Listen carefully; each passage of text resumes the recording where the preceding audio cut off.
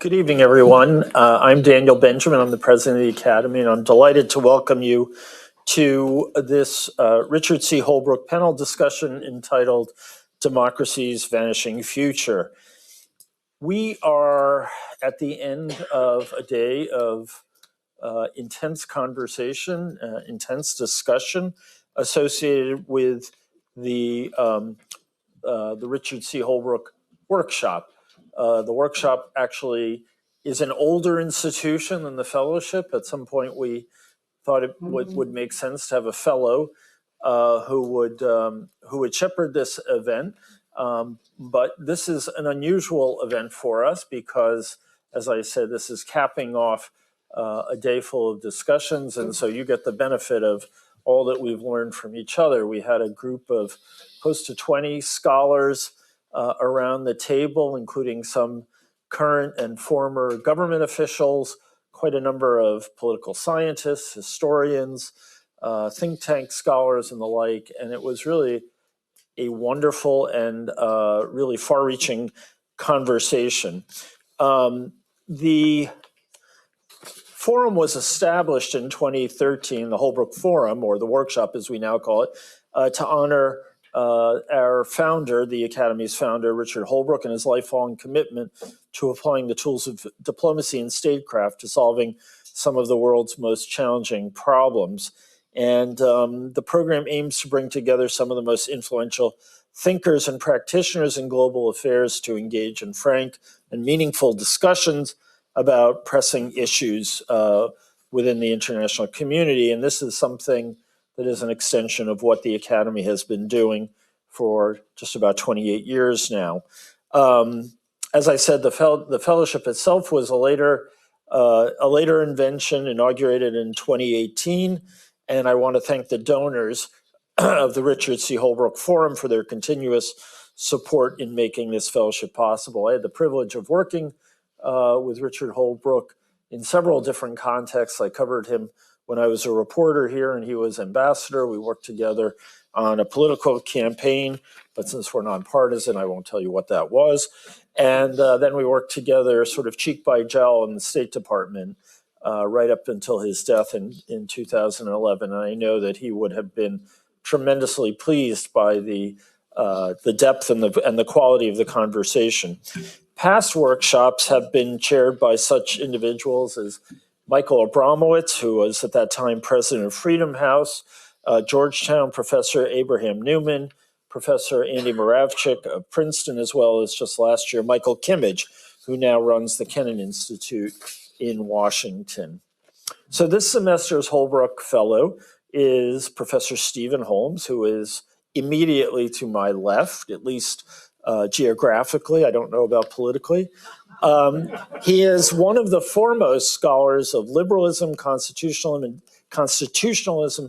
and democratic thought in the U.S. today, as well as one of our foremost public intellectuals. He is the Walter E. Meyer Professor of Law at New York University School of Law, and he also serves there as faculty co-director of the Center on Law and Security. Across a distinguished academic career, he has explored history and recent evolution of liberalism and anti-liberalism in Europe, which is very much at the heart of our conversation today. And he has also studied the difficulty of combating international terrorism within the bounds of the U.S. Constitution and the rule of law. Stephen is he is an all-round scholar who is deeply versed in political theory and legal analysis, in intellectual history, and in contemporary politics. And if you don't already, you should definitely subscribe to Project Syndicate so you can read his more or less weekly columns. His books include The Anatomy of Anti-Liberalism, and together with Yvonne Krastev, who's also here tonight, The Light That Failed, A Reckoning, an influential and extraordinary account of post-1989 Europe and the rise of contemporary populism. Stephen writes in all kinds of places, in addition to his column, Foreign Policy, The Guardian, London Review of Books, and as I said, really one of the outstanding public intellectuals of our moment. Today's conference was largely devoted to an intense discussion of the ideas that are shaping a book that Stephen is writing together with Ivan Krastev, who's over here 2 seats down. And most of you already know Ivan or his work. He is one of Europe's most prominent political thinkers and analysts of democracy, nationalism, and geopolitical transformation. He is rector or rector-to-be or lector-elect. How about that? No, something much more simple. For 2-3 months transition at home while we're going to elect the rector. Oh, okay. So nothing heroic in my All right. And how did you get to be the Albert Hirschman Permanent Fellow? Who, I mean, of all great titles, to have a position named after Albert Hirschman. That's really terrific. Maybe you can explain how that happened. Anyway, he's at the Institut für die Wissenschaften von Menschen in Vienna, and he is chairman of the Center for Liberal Strategies in Sofia, in his native Bulgaria. For many years, his work has focused on the political and psychological consequences of Europe's post-Cold War transformation, particularly the growing tensions between liberal integration, sovereignty, identity, and trust. He is also a founding board member of the European Council on Foreign Relations and a regular contributor to the Financial Times and other major international publications. If you go to the Financial Times, he has a very interesting, somewhat wicked column on special envoys on the website right now. His books include After Europe and, of course, The Light That Failed, together with Stephen Holmes. And they have become key reference points in debates about populism, European fragmentation, the future of liberal democracy. Now, at the end of the line, we have Karolina Wigura. Did I get that right? Thank you. You made my day. Karolina is a distinguished scholar, also a public intellectual and writer. She is a historian of ideas who examines political emotions, democratic culture, and the future of liberal societies. She has appointments literally all across Europe. She is an associate researcher in Russian and East European studies at Oxford. She is an associate professor at the University of Warsaw, and she is a senior fellow for liberal democracy here in Berlin at the Zentrum Liberale Moderne.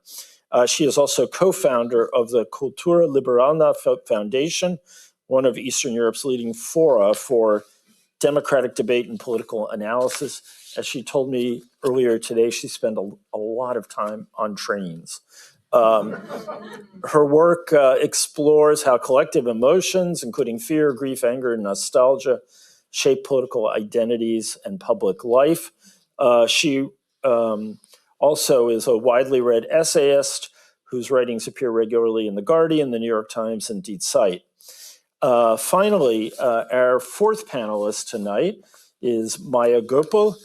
Maja is certainly one of Germany's foremost public intellectuals, and she is working on sustainable societal transformation. She is trained as a political economist. Her work bridges the worlds of economic systems, democratic governance, climate policy, and social change.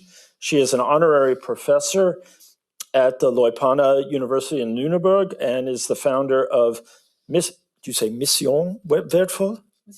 Yeah, okay, I got it right. Or Mission Wertvoll, an initiative dedicated to advancing sustainable transformation in practice and public debate.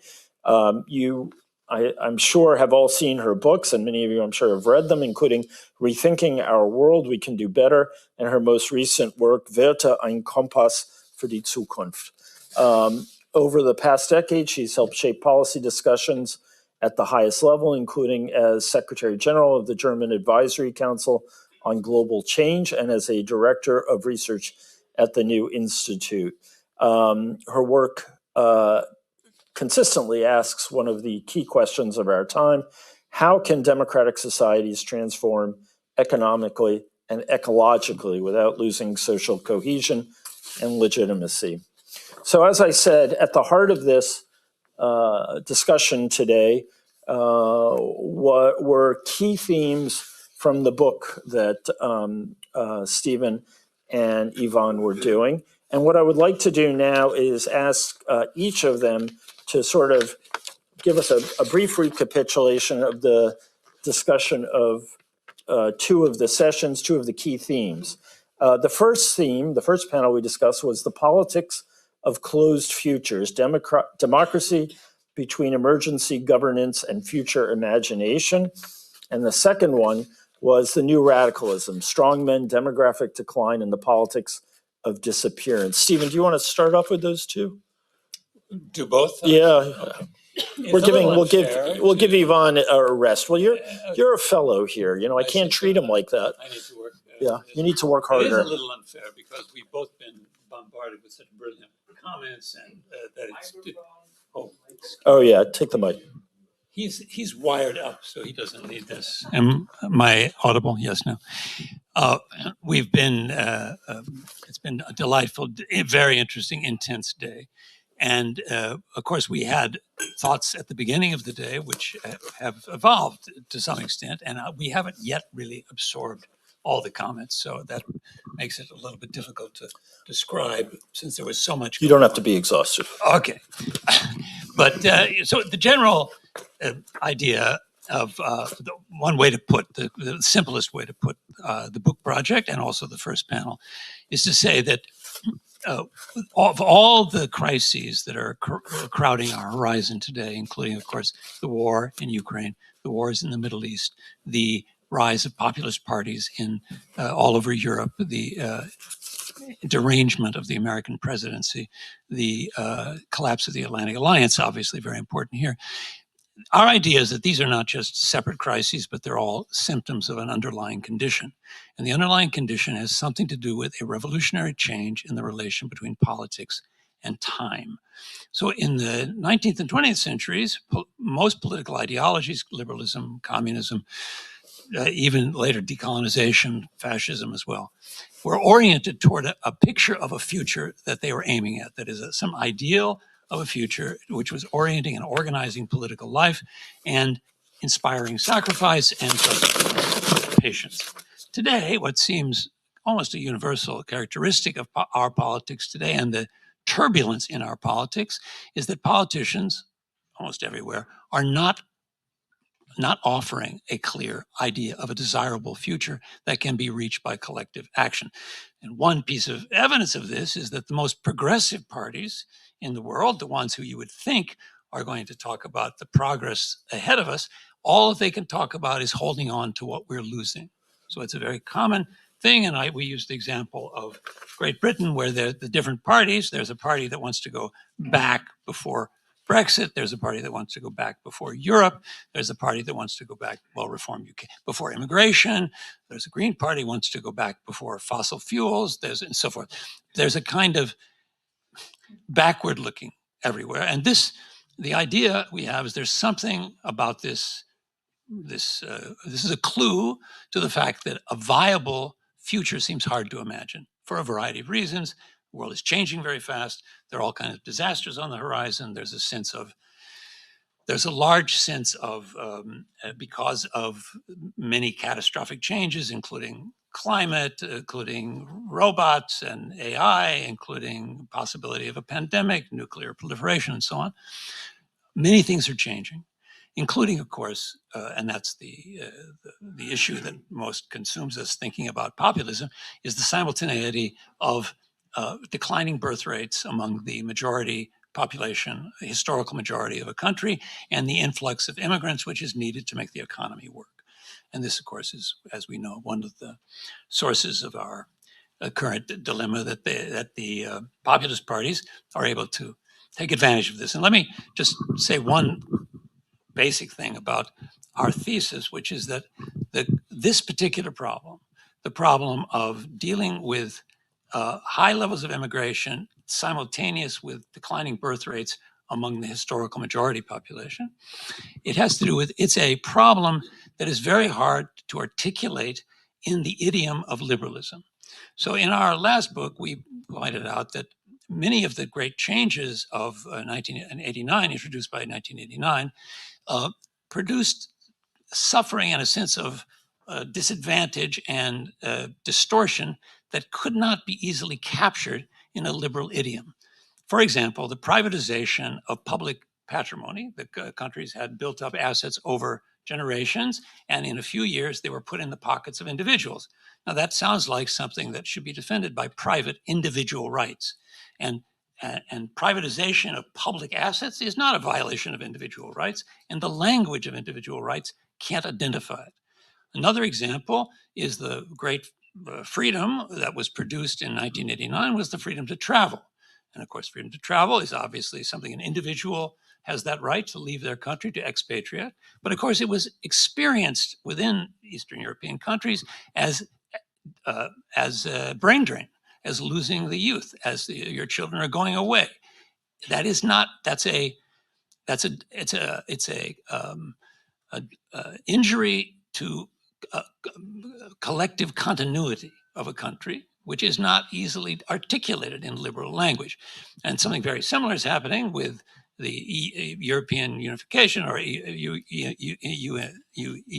enlargement, where the EU enlargement was offered as a kind of freedom, but of course it was experienced as a loss of sovereignty. And these are all kind of background points, but the key for our new book is a fourth thing, which is the fact that liberal language does not allow you to articulate a sense of the need to preserve the privileged position of the historical majority of a country. That sounds like racism or ethno-nationalism. It just doesn't fit into the language of liberalism. And part of the problem is that it is felt, first of all, it's actually happening. It is felt to be happening. Of course, it's manipulated by right-wing politicians, but liberalism doesn't have an easy way of addressing it. And so part of our perception is that we are facing a kind of these sorts of movements that are everywhere in the United States as well, are exploiting a weak point in, I would say, liberal political imagination. So that's a summary of some of the points, since we don't have that much time. All right. So thank you. So Yvonne, I'm going to turn to you, and he has his own microphone. And you can just talk a bit about some of the points from the other two panels, and then we'll bring our other two speakers in to discuss some of the lessons learned. So panel 3 was about the multiple 1989s. Maybe you want to explain what that's about. And then panel 4, of course, was about post-American Europe. Sovereignty, security, and the democratic imagination. Thank you very much. It was really an interesting conversation because we have invited interesting people, and it was also an example of a brutal exploitation because we're trying to basically get their minds in order to help us with working on our book. But the major idea, and I continue where Stephen was there, is when we have been writing The Light That Failed, we were very much interested that probably there were blind spots and there was misinterpretation of how we saw liberal 1989 traveling to other places. And we have been very much focusing on certain things about Eastern Europe, and we made a kind of a very simple point that paradoxically, the future ended also in 1989 because basically we had the feeling that the future has arrived. The future of the East was the West. The future of Poland was Germany. And from this point of view, when you see also the mass movement of people, the idea is how you want to go to the future. You can wait for your country to transform, or you can go to future individually, basically moving to Germany on your own, or to Austria, or to other places. So we have been very much interested of this certain type of resentments that came with the imitation, and we were very much interested particularly on the source of the rise of populism in Eastern Europe. But now, after that, we noticed something very interesting, particularly in the last several years. You start people saying things that were totally unthinkable, for example, 10 years ago.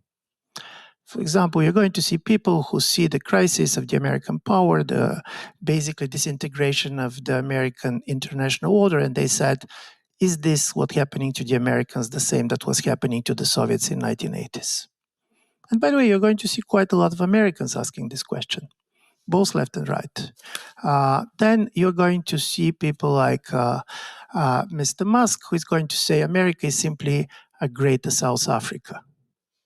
What we experienced there basically is now happening to Americans.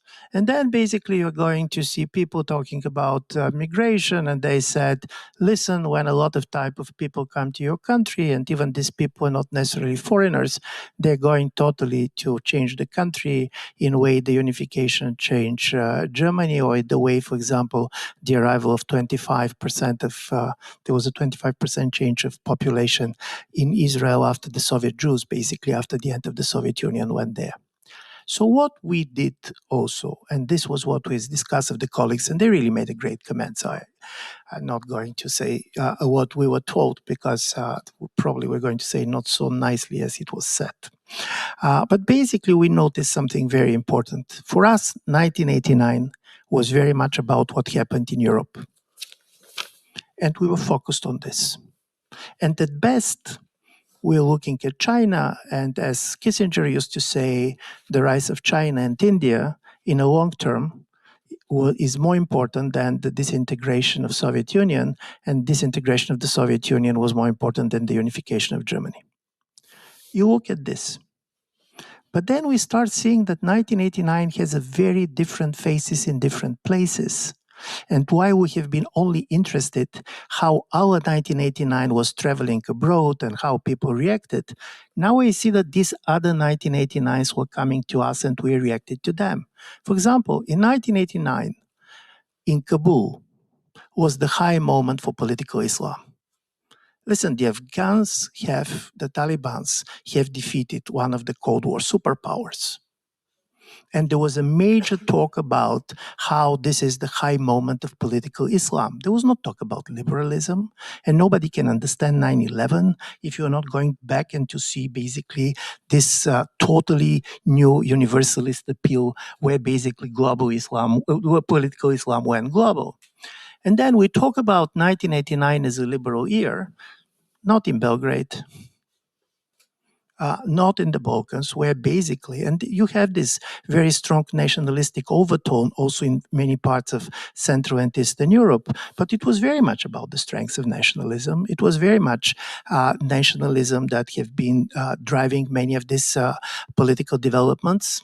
And then, of course, what was interesting about South Africa was that in this type of a racial regime that was defeated, while in a communist regimes, it was very easy. Overnight, from communist, you can become anti-communist. But you cannot go overnight from white to black. Suddenly, the idea of the majority was not defined so much in political terms because the regime was very much based on race. And then suddenly, the majority and the minority starts to look as kind of a difficult to be changed. And yes, there was a major change also in Israel. You have a lot of people coming, and they're changing the nature of politics. And by the way, all major political parties in the beginning are expecting that these arrivals are going to help them. The left was seeing basically people coming from the Soviet Union as kind of a possible leftists, seculars. The nationalists basically are seeing much more nationalist-minded voters. I'm saying all this because in a strange way we decided that one of the interesting ways to make sense of the changes in our own societies was try to see what we have missed in these other countries. What is the limit of comparison? What is the prospect of comparisons? What are the fears? Because normally when we talk, for example, migration, we talk in economic terms, we talk about cultural terms.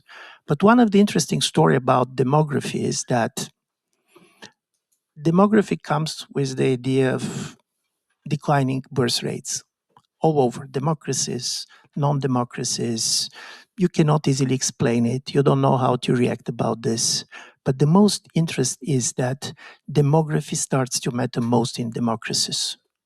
Because democracy is about counting how many people. And normally you believe that governments change when people change their minds. But governments also change when the population changes.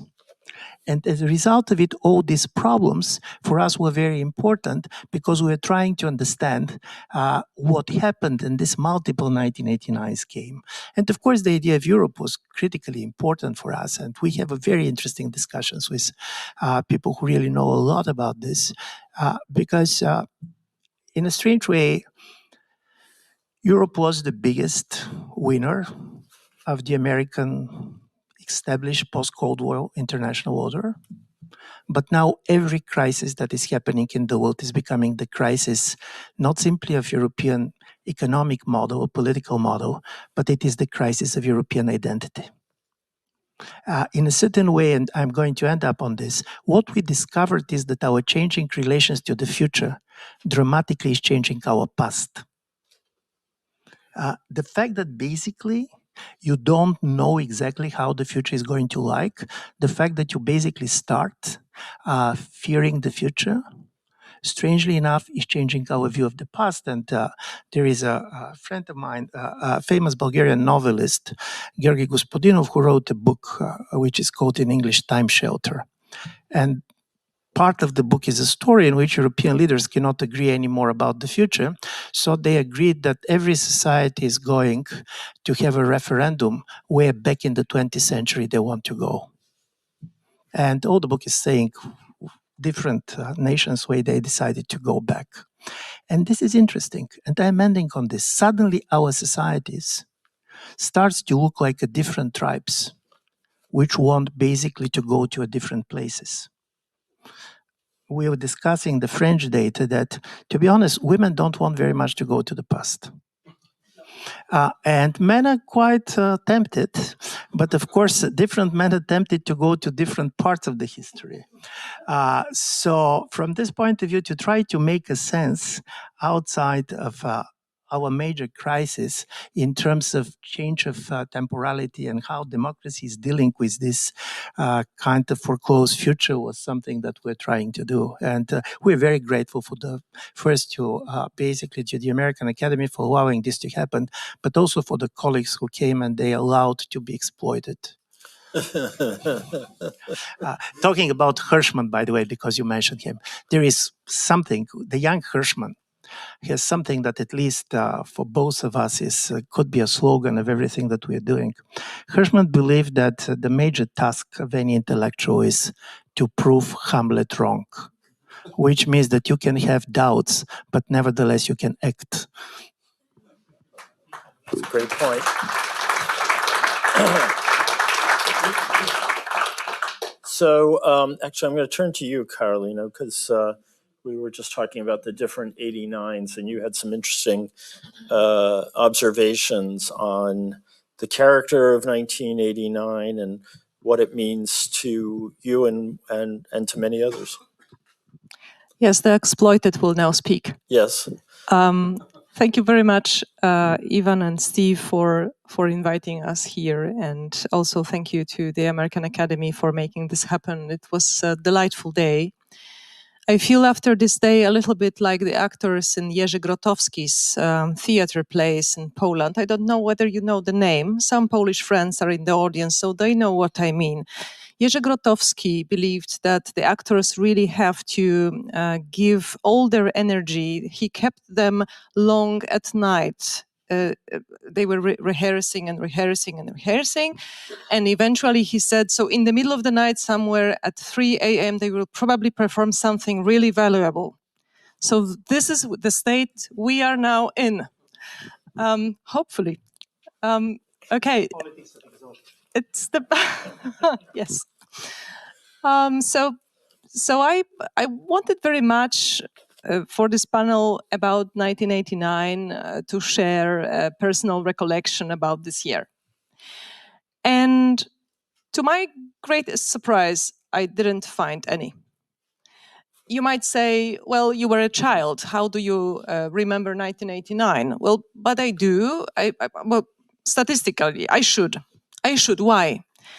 The generation of Europeans I belong to was very early politically initiated. So we discussed politics in the first classes of the elementary school because politics at that time meant hope, the future, as Stephen and Ivan rightly say.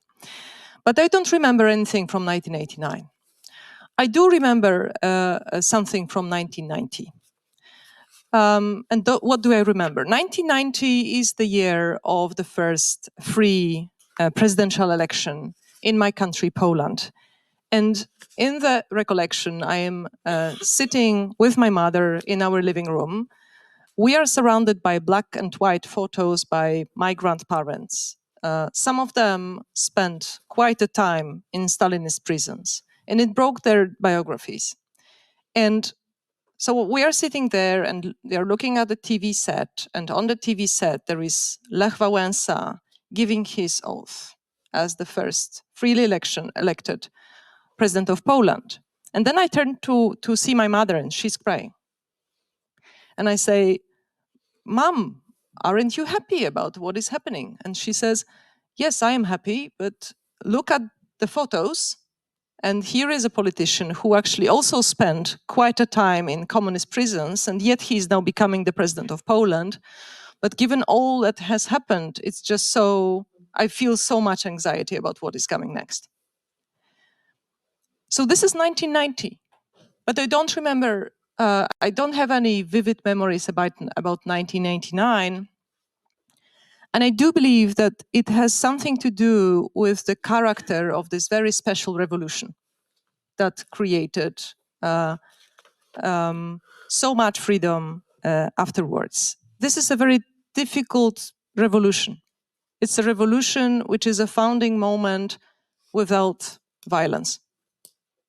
You will say, how is it difficult? It is the best possible invention that people might have had at those times. But if you look at the history of our culture, you will see that most of our founding moments is connected with revolutionary or war violence. And so as cultures, we have learned that only from trauma, only from drama comes also the liberation. And thus, 1989 is so difficult. Perhaps this is the reason for which it has created such a multiplicity of countering interpretations, so many attacks on it also, because it's so new, it's so innovative. I was thinking that it's a little bit like the mirror from the tale of Hans Christian Andersen, The Snow Queen. As you remember, the tale begins with the devils that break the mirror. The mirror is broken into thousands of pieces, and whoever gets a piece into his or her eye becomes a person who wants to quarrel. So this is what happened with 1989. It was this broken mirror of our hopes. Now, is it wrong? I don't think so. For two reasons at least. One reason is that the fact that we have a multiplicity of interpretations is actually also very typical for our culture. Even about the death of Jesus Christ, we have 4 Gospels, and those are only the canon. As you know, there were many more.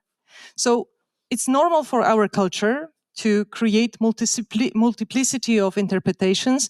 Probably it will pass in 100 or 200 years, but we are only in the first 40. So this is one. The second is, though, a comeback to Andersen. As you remember, this is one of the most beautiful tales by Andersen. It tells a difficult story about Kai, who got this mirror into his eye. He became someone else for a moment. And his friend Gerda, who is looking for him. It's not a very happy story, but it ends happily. Why? Because this is a story about adolescence and maturing. So this would give us hope, perhaps. Our multiplicity and quarrels and the attacks on 1989 are perhaps an adolescence. We are perhaps in a phase of maturing. And eventually, it will give us a rational and interesting canon of what 1989 is.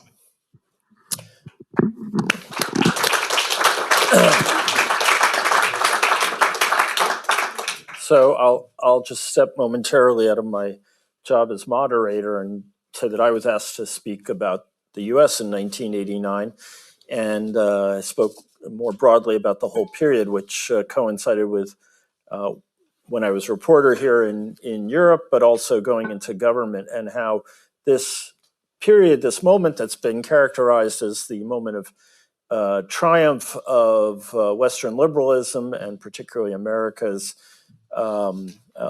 determination to defeat and outlast the Soviet Union, was also a moment of immediate political dissension and confusion about what America wanted, having achieved its goal of winning the Cold War, and how quickly we suddenly had, a politics that was absolutely vicious.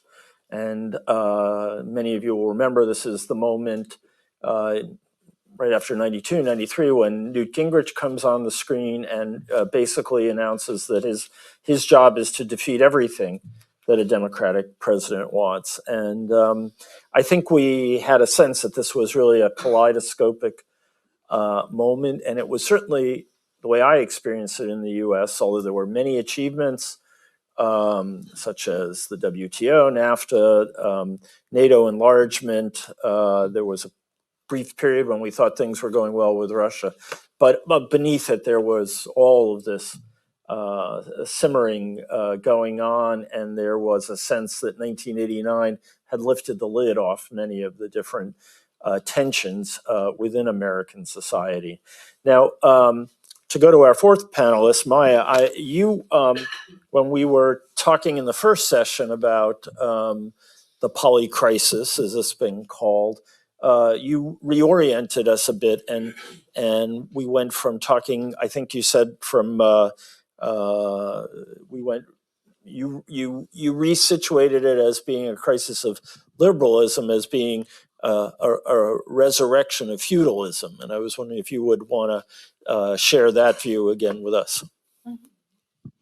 No, thank you very much. I think I'll tie it into one of the terms that came out later, what was democracy's demarcation as well, when it was linked to progress. It was this feeling of competitive overachievement. So a constant going onwards and onwards and getting more and achieving more and being faster or better in this than others. And this is why I've come in from the two different hats I have, one from the sustainability and the one of the political economists, because then I think it started also in 1987. Everyone that's concerned with sustainable development knows that it was the first times that we were talking about maybe we need a yet different model of trying to cater for human needs and for progress that is not only ongoing for more and more by exploiting especially the planet. I mean, these were the foreshadowings of then several institutions being built to this to understand the consequences that were basically criticizing both. And then I think we've had a bit of a negotiation and back and forth between, is there a willingness to break out of basically answering the question for equity and justice by redistributing, because we understand we can't grow the cake eternally? Or are we going to do everything we can to grow the cake and extend those presumed limits to growth? And obviously most energy went into the second bit. And now I think we've really come to the moment where we understand that the planetary boundaries are hitting in the present. When we're talking about temporality, that was something that was anticipated in the 80s, right? We were talking about future generations whose abilities to satisfy their needs shouldn't be compromised by the ways that we do it in the present. And now when we had the Fridays for Future movements, etc., it was those future generations in the streets that said, you haven't lived up to your challenge that you cast to yourself to be acting early in anticipation of crisis to make sure that we have this living well as a promise contained.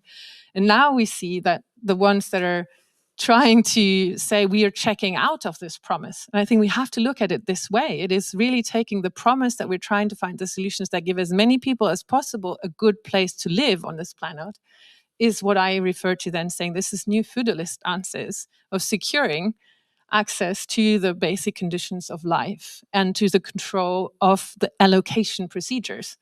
And we've talked about this as deregulation, but in essence, it's a re-regulation. We're taking away the regulatory power of saying who gets access to what, under which circumstances, from publicly controlled actors that at least have a degree of transparency and accountability, to private actors on a big scale. When we have giant corporations where 4 or 5 of them control the trade in agricultural raw products, for example, or now we talk about this obviously in the technosphere, where we have 4 or 5 giant companies that control our social infrastructures and are trying to get into the payment systems as well. That's not necessarily a structure of market economies anymore that we have always said were the kind of counterpart to liberal democracies on the political space. So I think we need to have to understand this, both that the planetary boundaries are something that hit home, that especially the ones that are trying to secure the most fertile lands, the islands that don't go underwater, etc., know this best while trying to take away the evidence that will allow for the vast majority of the people to hold them accountable. And this is what's happening in the United States, where the eradication of climate data is happening, where the eradication of biodiversity data, water, etc., is being taken away. And thus the entire movement of environmental justice, which was kind of bringing home the monetary ways of looking at progress to, is it essentially what we as living creatures depend on that's equilibrated and given access to for most of us. So I think this is how we have to really look at it, that there was 3 questions on the table. One is, will we have enough? That's been the question since the Brundtland reports and limits to growth. Then will we share enough? That was the ambition with the United Nations and with all those programs of sustainable development, etc. And now we're talking about who is we, because we have understood that the autocrats have said no to question 1 and 2. And now they're seeking to redefine who's that we. And I think this is where the West is breaking. And this is where we have an axis of autocracies. And we have an issue where, to come towards to the conclusions or ideas of what I thought stuck with me from our conversation, is where there is a particular necessity for elites to have a place again. Kwame Appiah called it once rooted cosmopolitanism.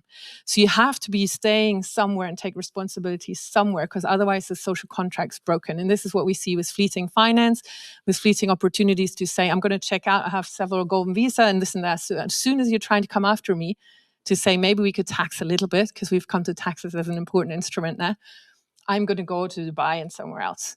So we have a checking out of the ones that have most control over how we organize our societies out of the social contracts that democracies depend on. And this is where I think we have to search for those answers to those 3 questions and be clear that we're transparent about this, that we keep on equilibrating the chances to become part and parcel of designing and shaping the societies, and to have a re-embedding of the transnational actors within territorial commitments. Thank you for that.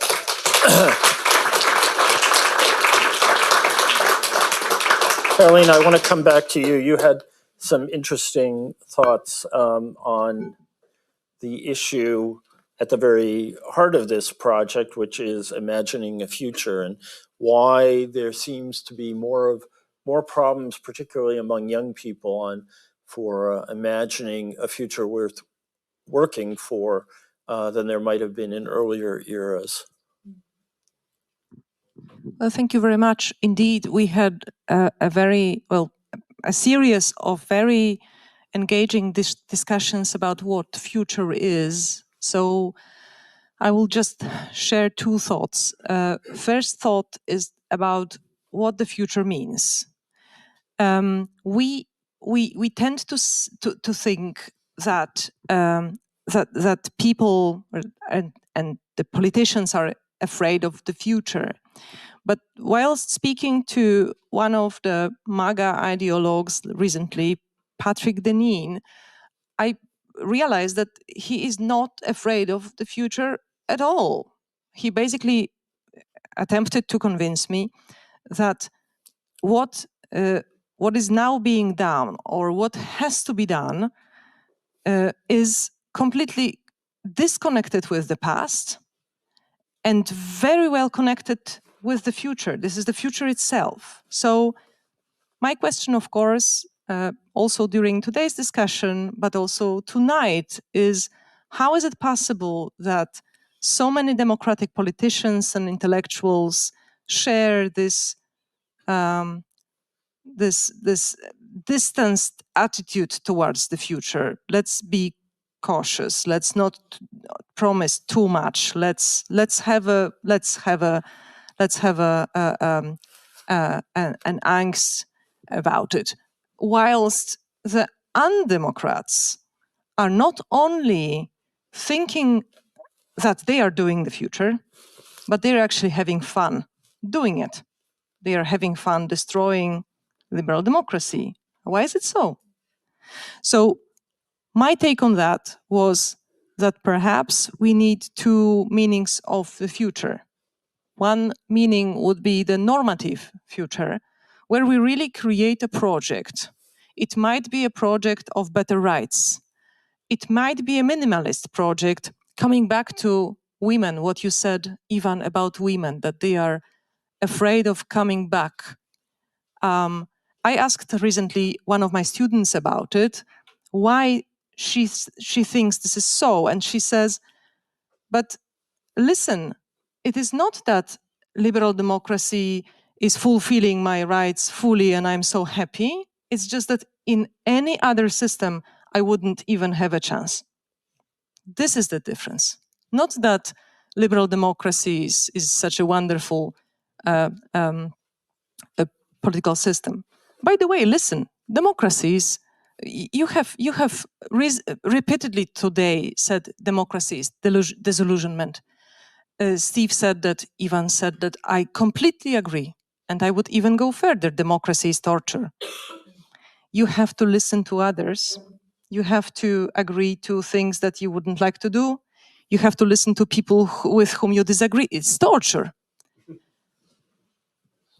The only thing is that we know what's the alternative. And that's why we choose democracy. I think this is also a question for us. If we criticize democracy, where is this moment when I say, okay, I am disappointed, but I would like to do better? And where is this moment when somebody says, okay, so let's just go out of democracy? This is some moment we should chase. But as for the past and future, I think, Daniel, that you meant what I said about the children and about how we actually communicate with the next generations. Do you have the same impression as I have, that the children do not read anymore? Listen, my children don't even have smartphones. They don't even have Insta or TikTok or anything else. They still do not read. Why? Because the peers do not expect them to.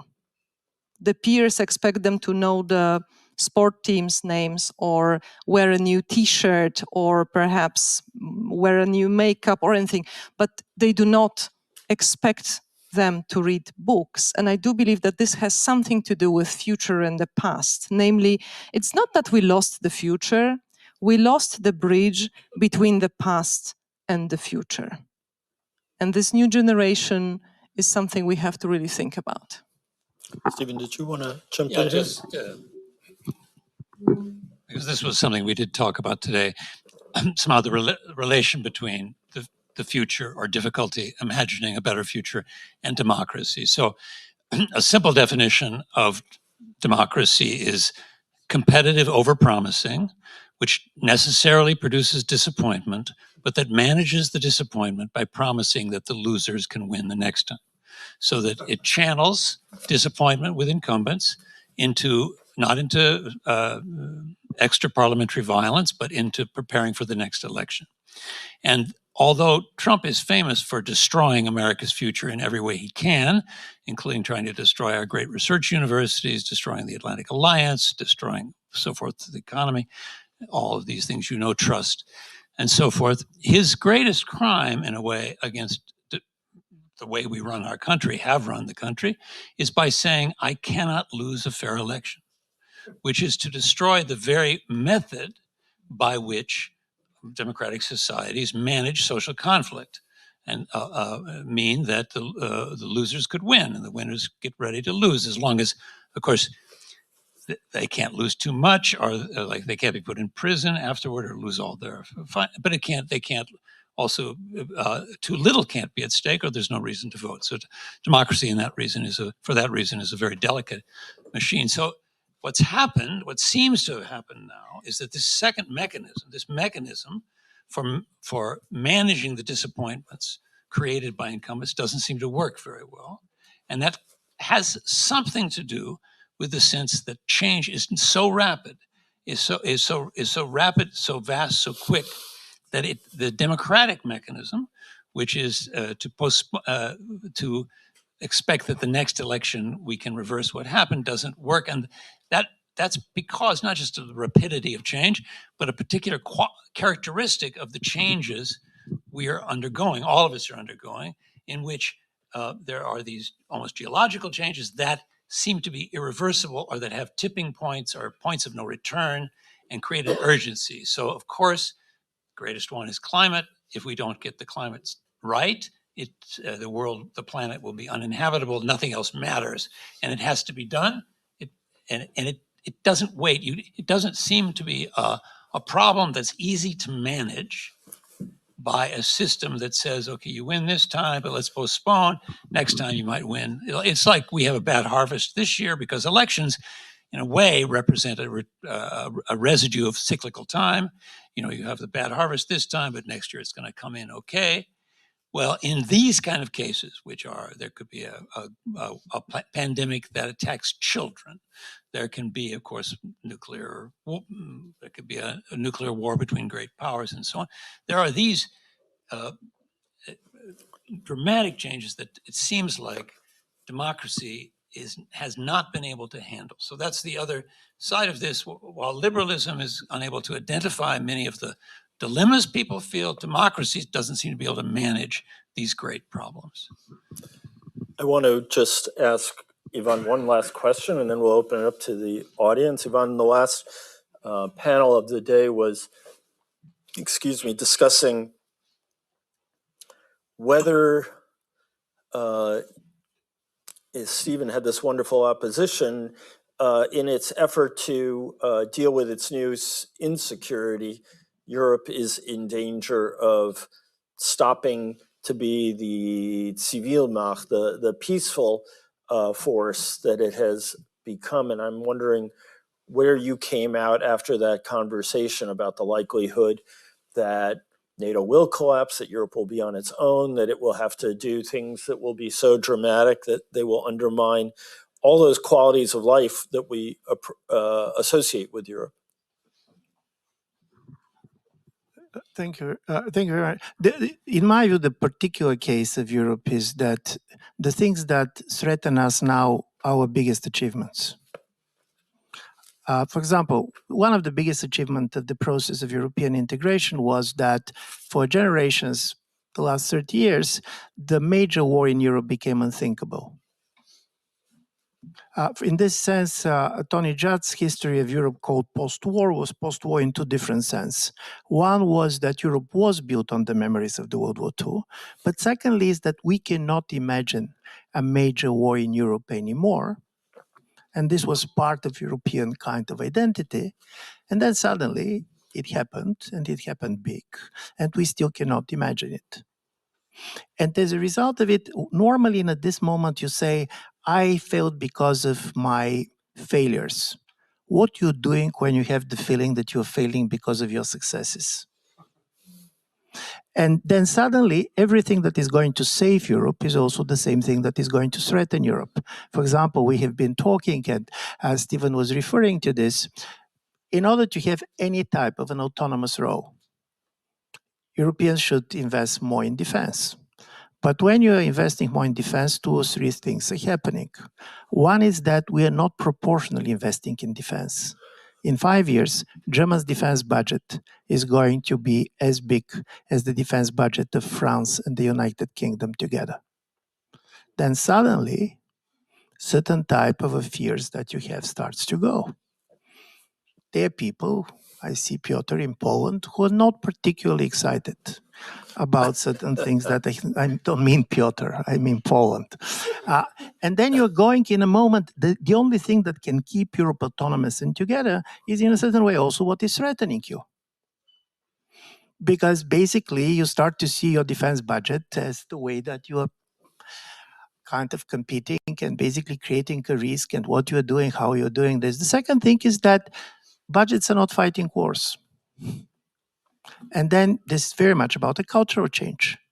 But this cultural change was one of the best things that happened to Europe. The fact that the German officers normally when they go to work was going in civilian clothes was something that Germany should be proud of. But then basically you want Germany to be proud of its army because if there is no going to be an army, and particularly in the case that the United States probably cannot be taken there anymore. And even NATO, I'll go more provocative on this. Listen, NATO was the thing that make Europeans not to think about security. When anybody is going to tell you we have a problem, we're saying NATO. From this point of view, NATO starts now to look like Maginot Line was for the French in 1940. They made this big fortification because of the World War I and so on and so on. And they believe that because of the Maginot Line, nothing wrong can go. Unfortunately for them, simply the German army went from another place and the war ended in 6 weeks. So suddenly Europe is very much becoming the victim of its successes. And how to get out of it is much more difficult. But what was good about the conversation, and I found the conversation on Europe very interesting, is that from this point of view, Europe is also not so different than any other major powers and the problems that they're facing. Listen, America also has an identity issue. And there was a famous protagonist in one of Updike's novels who said, what is the point of being American if there is no Cold War? And from this point of view, who are Americans? What is their role in the world, basically? You can see very much this is at the heart of the way people are saying basically Trump's presidency. So we are seeing a major redefinition of all the identities of the major powers that we have been seeing around. And part of the strengths of Europe, and this was coming from several of the colleagues, was that it's not about any dream for federalist Europe. Europe is not a project, but suddenly Europeans look around and they understand that in the absence of the European Union, basically all of these countries are irrelevant. Even the big. Secondly, we talk about nationalism a lot. All of this is nationalism in the absence of national economies. And then suddenly you start to redefine what is European Union, what is coming, and the things that we ended up, and I do believe from different paths, many people came to the same conclusion, is that first, in order to be effective in this very different world, European Union is going to change. But it does not mean that European Union is going to go more integrated or that they're going to be more disintegrated. It's going to be a different union. And we are fighting for different type of consensuses on major issues. And this is going to be, as somebody said, a very much a jazz experience with a lot of improvisation. And like with every jazz performance, we should be lucky that people are going to like it.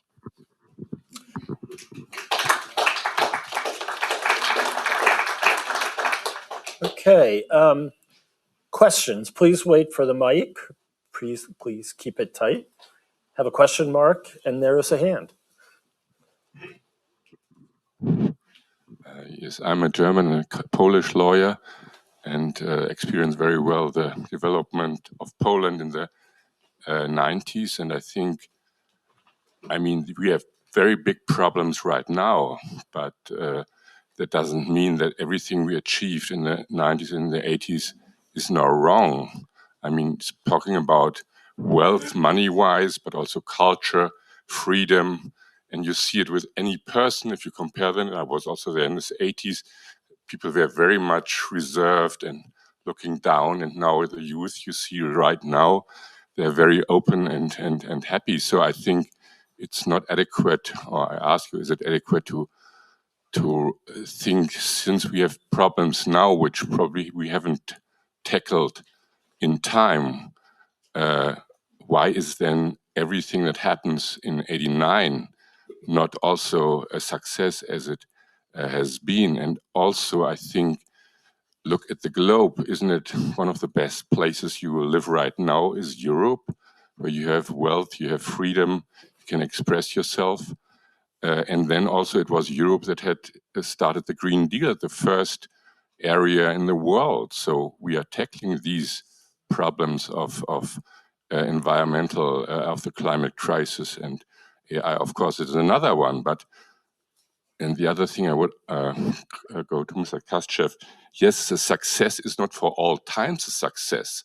A success needs to be revised, and then, but this is not so problematic. So I think, or maybe the question is, isn't it a bit too negative how you shape and framed the past, and also in the future there are much more options, I suppose.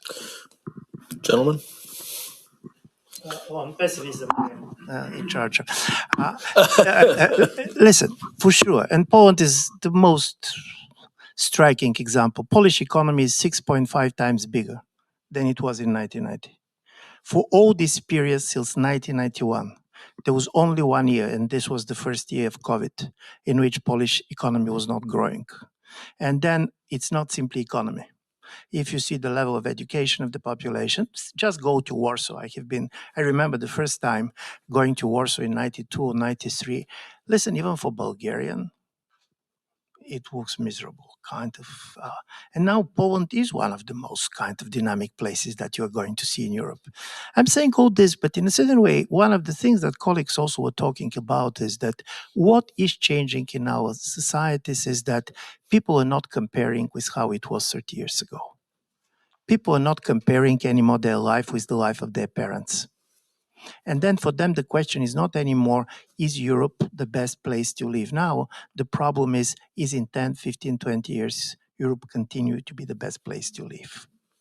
And in my view, this kind of uncertainty, can we preserve this? How it works? Why it happened that we basically did everything wrong, right?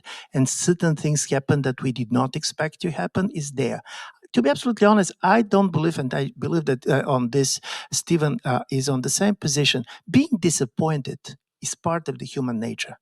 And when we believe that democracy is better than authoritarianism, at least for me, this is because democracy has a mechanism to deal with disappointment. The way the authoritarian regimes deal with disappointment is by appointing you to particular places to spend the rest of your life.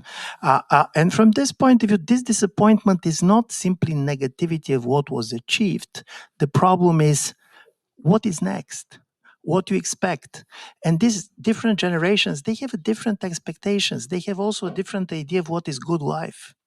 For them, many of the things that have been very important for us are different. And one of the things that, at least for me, was very important when I'm asking why the crisis of legitimacy of this change comes is that for many people, things came too easy.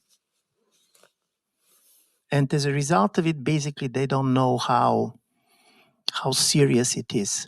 Listen, in general, the part of the problem and part, in my view, of a resentment against liberalism comes from the fact that certain things are happening not simply too fast, but too easy.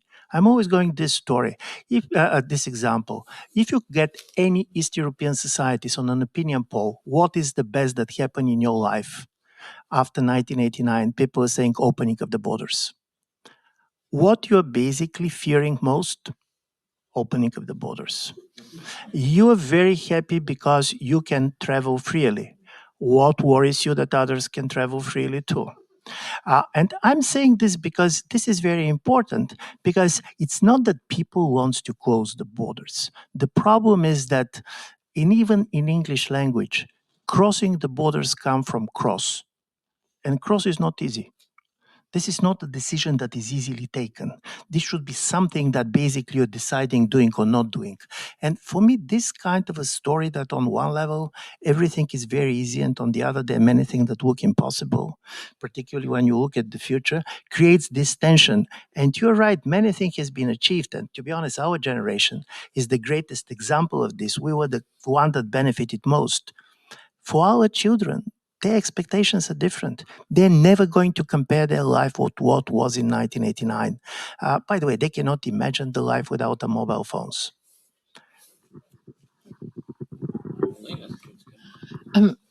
Could I just? Yeah, please. No. I just a few things pop into my head right now, because the thing that you said, Ivan, with will they still think that democracy is going to be the best solution? Isn't that you mentioned things came too easily? I sometimes observe right now that there's a complacency and something like a delivery hero expectation towards the state, right? So what is a liberal way of saying it needs for self-engagement and for the willingness to make yourself uncomfortable and step out of your comfort zone and reinvent yourself and part and parcel of the society without it tipping into something like you're always, or whatever comes your way has been what you deserved, which is a neoliberal interpretation of it all. But I think there is a balancing line in there.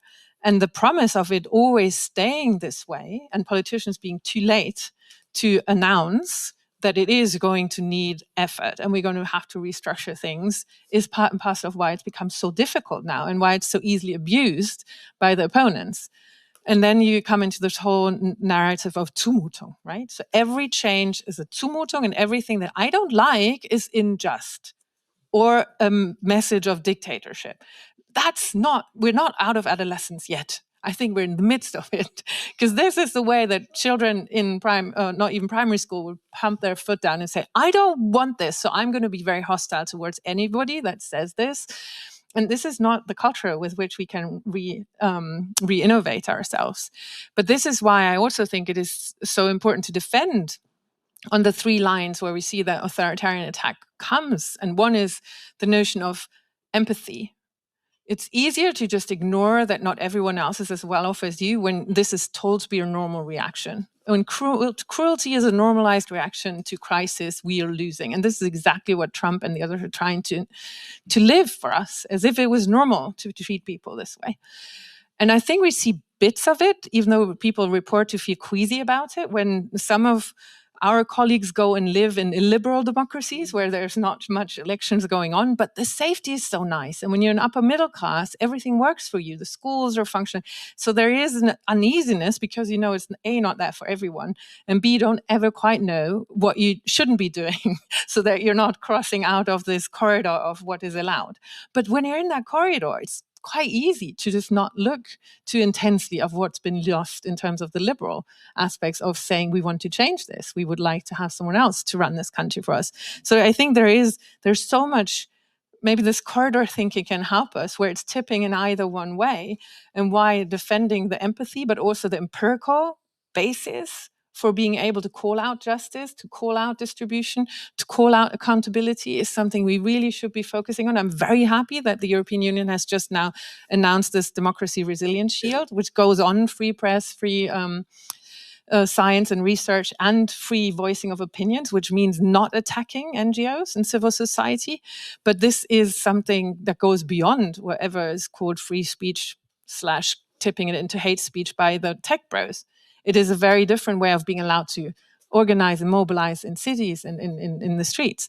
So I think there's, yes, the empathy element, the empirical element, and then this entity, this community aspect. So where do you really want to stay? And then it shouldn't be this thing, oh, maybe I'll just emigrate because somewhere else it sounds nicer right now. But no, I have a responsibility to also stay in a place.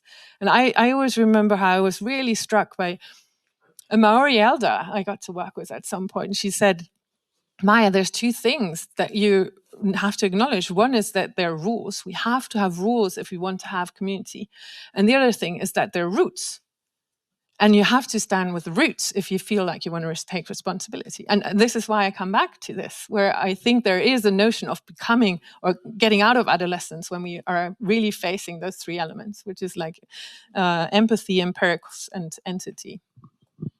Karolina, you wanted to add something? Yes, of course, about adolescence very eagerly. But I still think it's important that the psychological researchers right now tell us that it's the most important part of our life, because this is what shapes us forever. This is the most important decade. So we are in the most important decade, probably, as culture. But I wanted to make just 2 or 3 remarks directly to the gentleman who asked us about why it is so difficult to defend this success. Why is it, if this is such a tremendous success, why is it so difficult? And I think there are a couple of answers to that. There is this beautiful book by Hans Rosling, which is called Factfulness. And Rosling explains that what our eyes see is actually not the reality that is in front of us, is in front of our nose, how, like Orwell would probably say. We see something that has been there 25 years ago. I say, as a society, our societal knowledge, collective knowledge about the reality basically comes from 25 years ago. So if we just for a moment think now, 25 years ago, so where are we? We are in 2002. Well, this is not a very easy moment, right? I mean, it's neither easy for Central and Eastern Europe because in many countries of this region, the poverty peaks at this very moment. Neither it is easy for the US after the 9/11. So perhaps this explains something. Another answer to that might be the impatience. Impatience is a very old democratic phenomenon. Actually, in the history of Peloponnesian War, Thucydides makes this point. He says, just after he recapitulates the Oratio by Pericles, where we have this beautiful portrait of Athenian democracy, he depicts the Athens after the plague, where people, as Thucydides writes, have become so impatient because they have become, they realized that the death might be near. So the more we think that death is near, the more impatient we grow. Perhaps this has something to do with the pandemic that we lived through, perhaps not reflected enough about it. Perhaps this has something to do with the thousands and millions of photos that we get every day through our media now. Perhaps this makes us so impatient because we realize how close the death is. Last but not least, I would like to know what is actually wrong about being a pessimist. Because if I were to recapitulate the most important cultural difference between Poles and Germans, I would say it's the attitude to pessimism. So many of my German friends right now tell me that they are sad because at the end of their lives, many of them have lived through the whole Federal Republic. And many of them say, so for so many decades, I have worked to build this Federal Republic with the others. And now at the end of my life, AfD has almost 30%. And I'm very pessimist about the future, say my friends.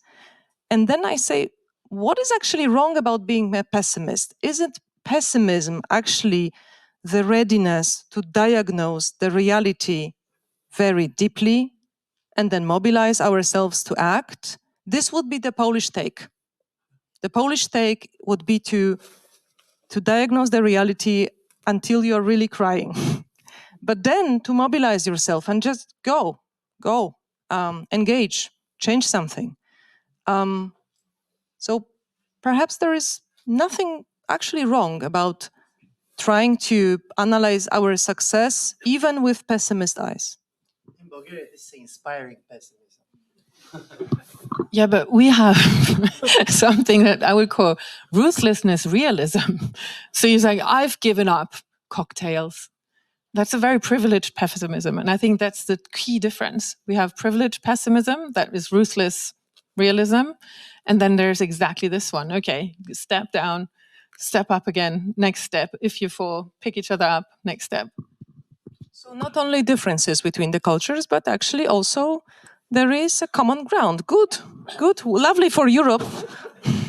So my dear Hungarian friend Andras Sajo I once asked him if he was a Kultura pessimist, and he said, no, in Eastern Europe, nothing works, not even pessimism.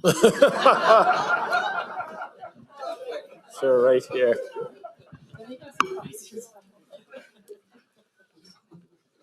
I have a question for Ivan Krastev. I was a correspondent in Eastern Europe from the early 1960s to the very end. I was struck in Bulgaria by a widespread sentiment in all the people I spoke to of corruption. Corruption was everywhere, petty corruption up to the top, and it was openly spoken. Now we have a new prime minister in Bulgaria. What do you think is the likelihood that he will be able to deal with corruption? And also, what is the likelihood that Bulgaria's relationship with Russia, which historically has been very close, will change from pro-Western now to less pro-Western? So I have a good news and not so good news for you. Listen, corruption connects people. There are different forms of corruption, and in a certain way, one of the things is you cannot expect that any government and any political leader just on his own is going to change the system. Obviously, like every previous government that came with a big success, the current prime minister, he was a former president of the country, was basically elected on anti-corruption ticket. Where Bulgarians agree is that the country is very corrupt. The only thing that we basically disagree is whom to blame for this. And as a result of it, Bulgaria is a country in which if you want to win the elections, be sure that you're going to create a party 6 months before the elections, and you're going to tell that the people who are going to be in government have never been in government before. I'm not joking on this. There was now 4 times in which, for the last 20 years, the party that 25 years, the party that was created just a year before the elections won the elections. And by the way, it was from the left, from the right, from above, from below. First was the former king came, and he won. And then basically the bodyguard of the king came, and he did the same. And then basically there was a political party which come with young Bulgarians that have been graduated in Harvard, and they did the same.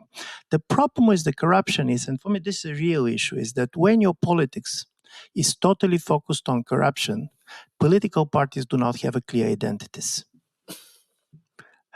There is only one thing that can be as destructive as corruption, and this is basically fighting corruption in a wrong way. Because there is no policy differences, there is not long-term perspective. You all the time believe that all the problem of the countries are going to be solved if people stop stealing. What does it exactly mean? Does it mean that there is no difference between one budget and the other budget? When you believe that this is going, the policy conversation becomes very miserable.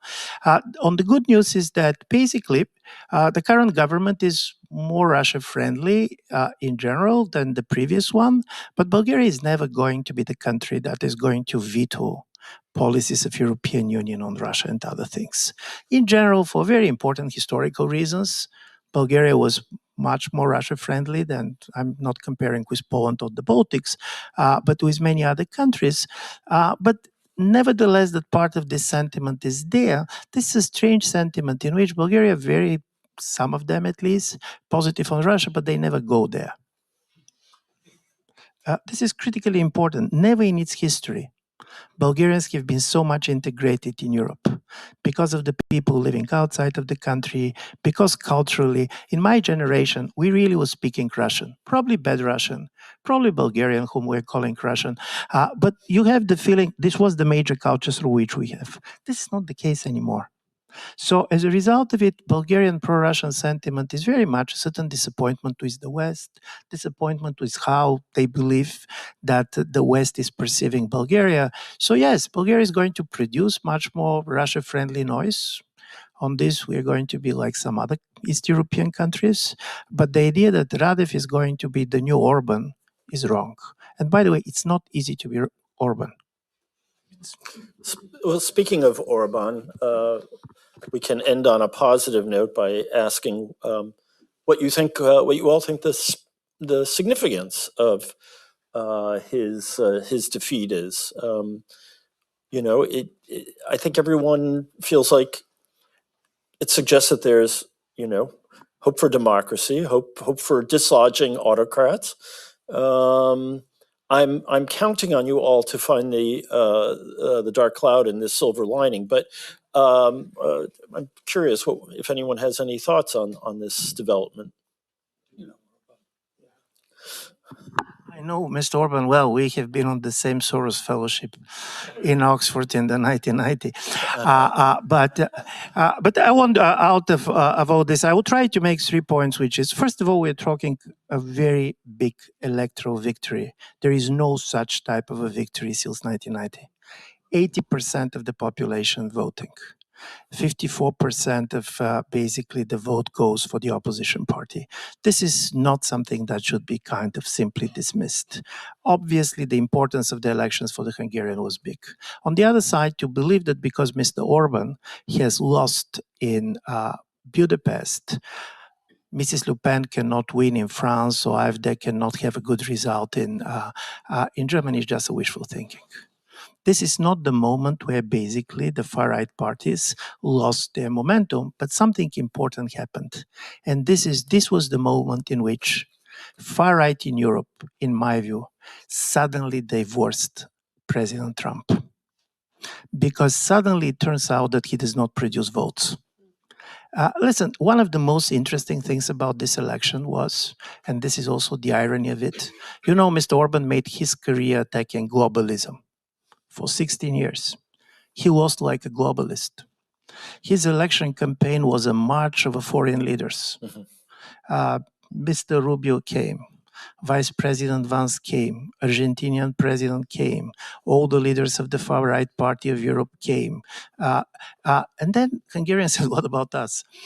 So from this point of view, I'm saying this because paradoxically, European far-right parties, while Europe in general was not particularly sympathetic to President Trump, were ready to align with him because behind him was the United States and they see a chance for them. And suddenly it's not paying back. And I do believe this is an important moment. They're going to try different type of legitimacy. They'll try basically to go much more local. They probably will try some of them to reconcile to the European Union in a special way because they don't see now Brussels as the major threat to sovereignty. For some is Trump, for others is Putin, for some is something else. I'm saying all this because this, in my view, make the Hungarian elections important. And this is why the elections in a small country like Hungary was covered as if this was in international media, as if this was the French presidential elections or the German parliamentary elections. So this is the story. But to claim that this is the end of the rise of the far right, in my view, simply is not true. Well, in any discussion of Central and Eastern Europe, inevitably we can find a downbeat note to end on. But nonetheless, as Ivan has told us, there is much to marvel at in Orban's loss. I want to thank our panelists who found an extra bit of energy after a long and engaging day. So thanks to you, Maja, Ivan, Karolina, and you too, Stephen, because even though you are a fellow at the Academy, we know that you have really exerted yourself today. And I want to thank you all for a great conference, and thank you all for joining.